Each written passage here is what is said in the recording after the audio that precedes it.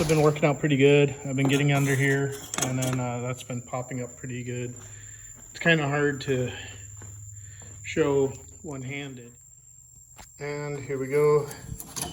Front trim is off. There's like a little thing here that this part slides over, sort of like a sleeve. I'll show you here on this one here. You just kind of go like that off of there. And there you go. As you get going on those clips, I got that side loose. I couldn't get this side, but once I got that side loose, I was able to work my way this way and then look up underneath there for those clips so that I could see where they were and needed to pry them out. All right, so that one came off pretty good until I got to these two clips. I don't know if it's because they were so close together. I didn't have that much trouble on the other side, but I finally got this one bent down, and then this one took a lot of prying, and then it finally came off. So far, the channel itself looks pretty good. I had a 71 satellite where I could see a lot of rust had accumulated. So you just kind of put a blade on there and you just cut this top part of this seal off, and then the windshield pops out, and then you can remove the rest of the seal. So the windshield's pretty much out right now. This windshield doesn't have any cracking.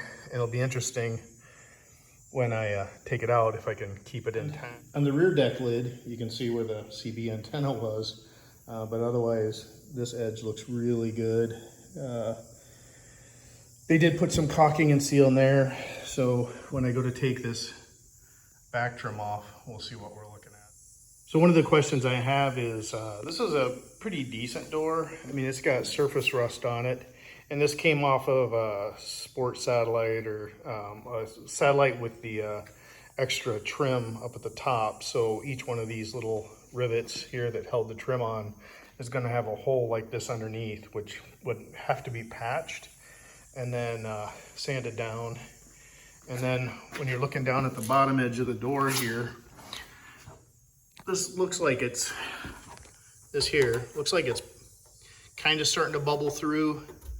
I don't know if that's just surface right now, but it's super solid. The edge looks pretty good. Of course, opening these doors is a pain.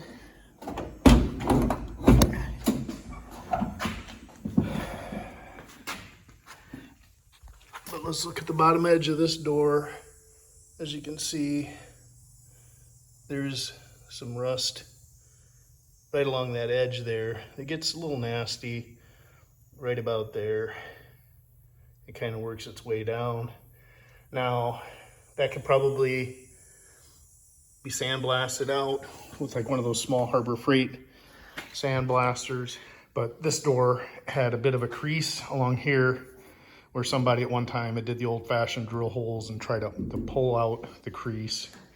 And then up here, I think when they were taking off the door handle, it got a little vigorous there and some slight creases there. So that's kind of what it looks like on the surface here. The crease doesn't seem to go into this edge, so the body line edge looks pretty good. And I'm not against, if we can get this low enough with no high spots, I don't mind. You know, probably would like to see if I could metal work it up a little bit more, but I'm not against body filler being in this car. And then this here too, you know, like I said, just maybe work down some of these high spots, and then just a little bit of Bondo. Part of the door, which you'll see all the time, is not got any defect to it. Plus it came with this chrome trims piece, so I'm only missing the one for the passenger rear quarter for my door panels. And then if you look along here, this edge is really clean. Maybe it was kind of hammered and dollied there a little bit, but overall, the seam under here is nicer, and that's just surface rust. And I think the bottom of this door would clean up better. So it's a matter of a little bit of hammer and dolly work. and maybe some Bondo versus some welding, and then maybe some rust repair on the other door. But I haven't decided which door I'm going to go with yet.